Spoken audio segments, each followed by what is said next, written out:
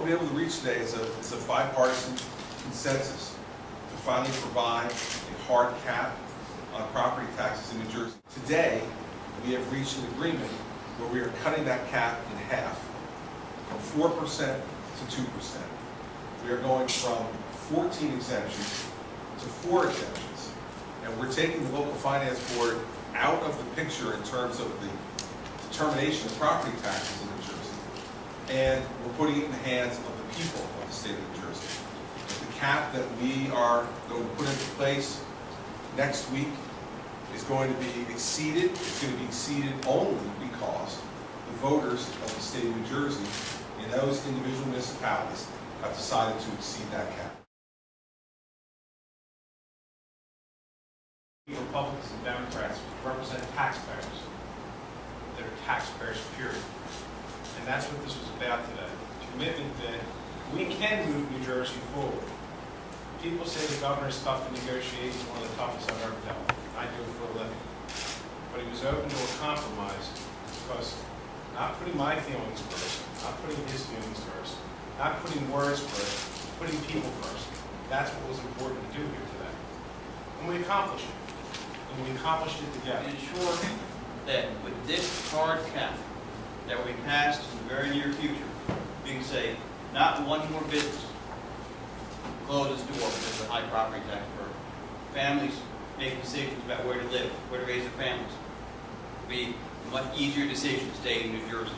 That's the goal of this important piece of legislation. The biggest winner today was the taxpayers of the state of New Jersey. For the first time in 30 years, somebody is listening to them. And frankly, with all the cooperation we've had from the Senate President, from Speaker Oliver and Senator Kane, we will accomplish a good hard cap. We'll get down by sometime towards the end of September, I hope. You know, we now have more work to do as well. We've all been speaking this morning, and we've spoken to the speaker as well about the municipal toolkit. And we need to move forward from here. In my conversations with the Senate President, he has assured me that we're going to move to a conclusion on the toolkit by early this.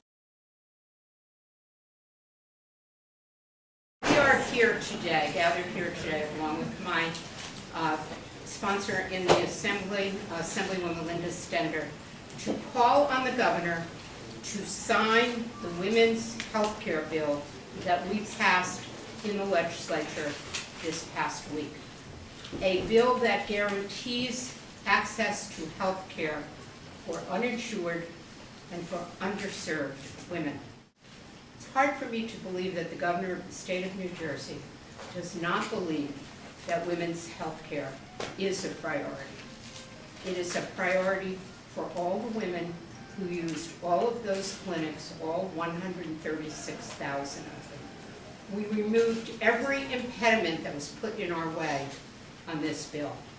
We clarified, although the money had never been used for abortion services, we clarified again that none of this money can be used for abortion services. We found the funding mechanism.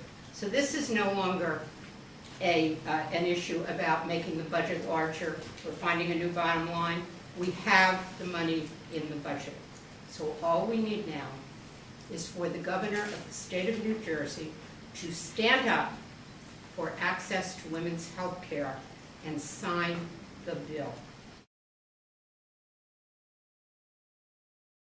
I'm not quite sure why we have to keep coming here every day, since this is an issue of health care, since this is an issue of fairness, since this is an issue of families. If a woman is ill, and if a family loses a woman in that family, that whole family suffers tremendously, from the children growing up to whoever is left in that family.